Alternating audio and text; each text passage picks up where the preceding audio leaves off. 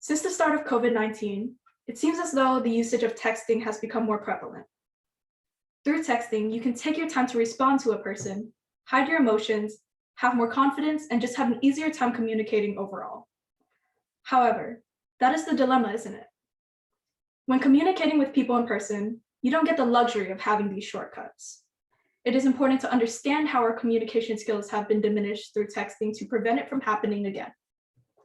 Resources such as the Student Media website, where the team is comprised of young students who have experienced these events personally, the 14th edition textbook, Human Communication, the Basic Course, and the journal articles, Texting Abbreviations and Language Learning, published by the International Journal of Arts and Sciences, Distinguishing Technologies for Social Interaction, the Perceived Social Affordances of Communication Channel Scale, found in Communication Monographs, and Social Anxiety and Technology, Face-to-Face Communication versus Technological Communication Among Teens, from Computers in Human Behavior, have given me better insight on the communication skills that are damaged through texting. Therefore, I will share the information I've collected with you. In this speech, I will be explaining how texting has diminished our society's communication skills to confidently speak in public, detect a tone of voice, and use proper grammar. I will then address why it is important to have these skills.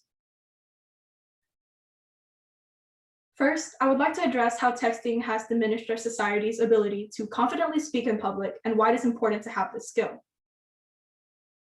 According to the journal article, Social Anxiety and Technology, Face-to-Face Communication versus Technological Communication Among Teens, author and professor Tamara Pierce conducted an analysis that indicated how teens had a positive relationship with how comfortable they were making friends online versus how cautious they were in person.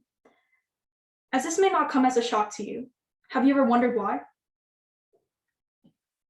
If we look at the journal article, Distinguishing Technologies for Social Interaction, the Perceived Social Affordances of Communication Channel Scale, authors and professors Jesse Fox and Bree McEwen state that privacy, personalization, editability, conversation control, and anonymity were a necessity for teens when it came to choosing a social media page to use.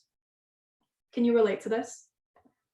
When people choose to text rather than speak in person to avoid socializing, we not only hinder our ability to speak to friends, but hinder our abilities to speak to future employers as well.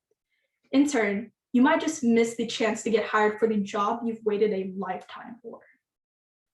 Secondly, I will explain how texting has been able to reduce our society's ability to detect a tone of voice and why it is important to have this skill.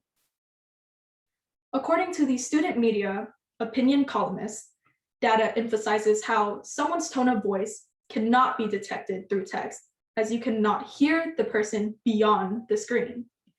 He then goes on to mention how confusing it can get to determine if the person you are texting is being sarcastic or serious without the use of emojis. Sound familiar?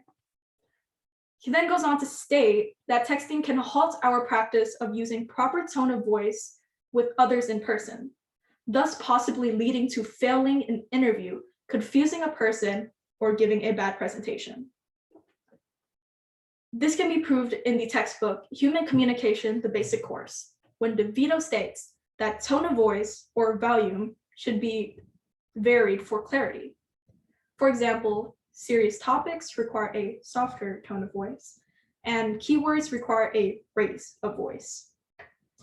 Lastly, I'll explain how texting has diminished our society's use of grammar and why it is important to have this skill. According to author Xiaoli in the journal article Texting Abbreviations and Language Learning, he states that the usage of abbreviations and slang reduces the quality of our grammar due to the everyday usage through text.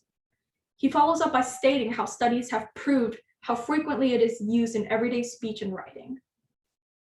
Using text lingo then leads to a problem as you will be deemed as unprofessional in the workforce.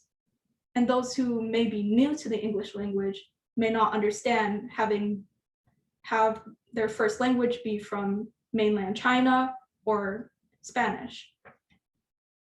To conclude, by explaining how texting has diminished our communication skills to confidently speak in public, detect a tone of voice, and use proper grammar. I hope that I was able to persuade you how texting has diminished communication skills overall. Now, get off your phones, meet some friends in person, and go make some conversation. While you're at it, go urge people you know to do the same. We've got to start recultivating our communication skills again. Our lives depend on it.